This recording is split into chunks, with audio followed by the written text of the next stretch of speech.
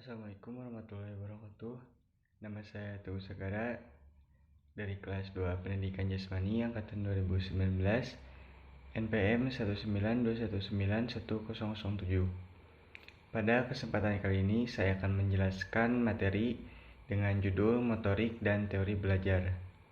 Adapun teori pembahasannya adalah yang pertama itu pengertian gerak, kemudian pengertian motorik, kemudian teori belajar behavioristik dan implementasinya, kemudian teori belajar kognitif dan implementasinya, yang selanjutnya teori konstruktivistik dan implementasinya, dan yang terakhir adalah teori humanistik dan implementasinya.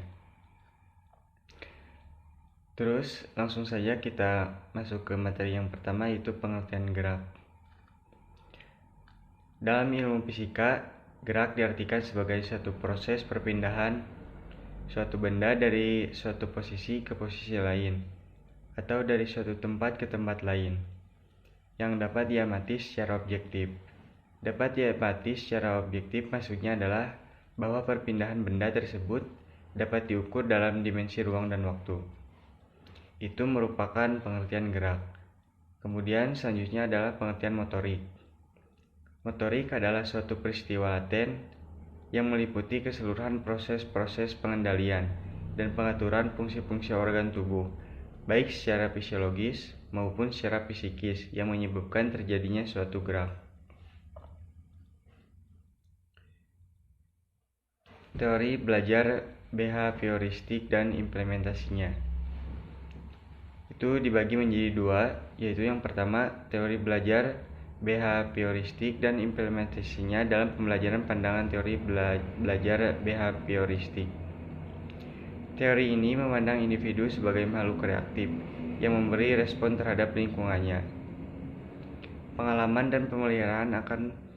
Pengalaman tersebut akan membentuk perilaku individu yang belajar. Dari hal ini muncullah konsep manusia mesin. Kemudian yang kedua adalah implikasi teori behavioristik dalam kegiatan pembelajaran.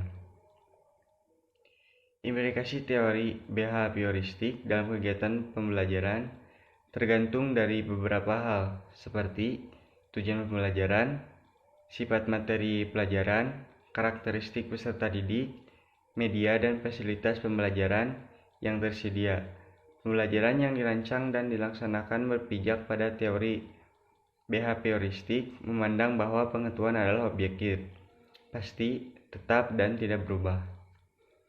Kemudian untuk materi yang selanjutnya adalah teori belajar kognitif dan implementasinya.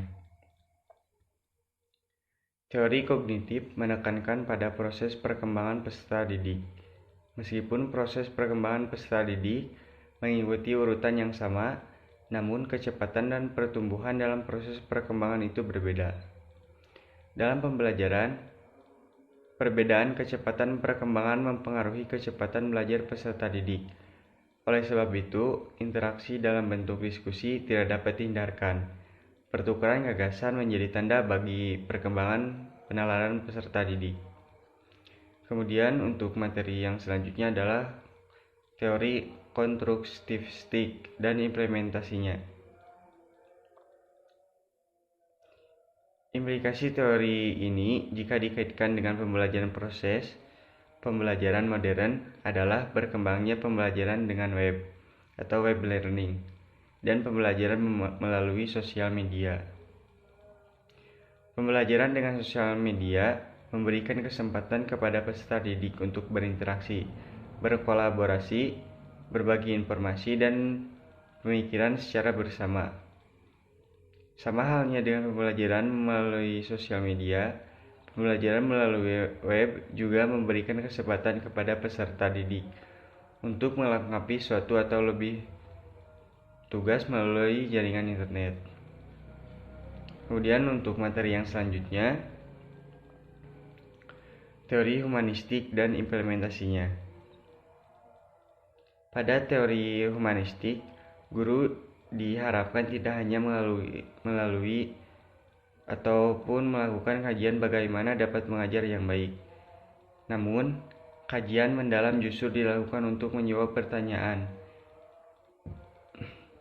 bagaimana agar peserta didik dapat belajar dengan baik. Dalam jurnal CS Kanada pada tahun 2012 menekankan bahwa untuk menghasilkan pembelajaran yang baik, guru harus memberikan kesempatan kepada peserta didik untuk berkembang secara bebas. Pendidikan modern mengalami banyak perubahan jika dibandingkan dengan pendidikan tradisional.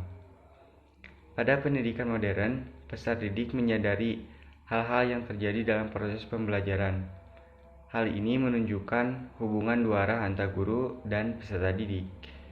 Sementara itu, dalam pendidikan tradisional, proses belajar terjadi secara stabil, di mana peserta didik dituntut untuk mengetahui informasi melalui buku, memahami informasi yang mendapatkan tersebut, menggunakan informasi tersebut dalam aktivitas keseharian peserta didik. Jadi, itu yang dapat saya jelaskan. Mohon maaf bila banyak kesalahan. Terima kasih. Assalamualaikum warahmatullahi wabarakatuh.